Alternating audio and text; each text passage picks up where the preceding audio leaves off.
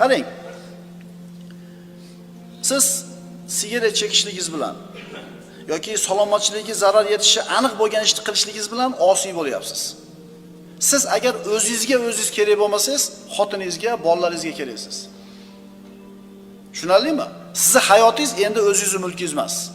O'lib qolsangiz, xotin ersiz, boquvchisiz qoladi, to'rtta bola otasiz qoladi. Yana qaytarib aytaman. O'zingiz uchun kerak bo'lmasangiz, bolangizga keraksiz, xotiningizga keraksiz. Ular uchun sog'ligingizni saqlang. Nos ham shuning ichida. Ha, o'lim Alloh taolo taqdir qilgan kuni keladi. Siz sport bilan shug'ullansangiz ham, nos chekmasangiz ham Alloh taolo taqdir qilgan kuni o'ladi. Lekin musulmon kishi o'zining sog'ligini avvalab asrashlik uni yelkasidagi vojibi. Endi haliga Alloh aytgan bo'lsa, bola orasan desa, aytamizki, ha to'g'ri. Chanqagan bo'lsang, tumshug'ini suvga tutma. Alloh yozgan bo'lsa chanqog'ing. Biz birodarlar sog'ligimizni saqlashlik yelkamizdagi vojib. Sport shuning ichida.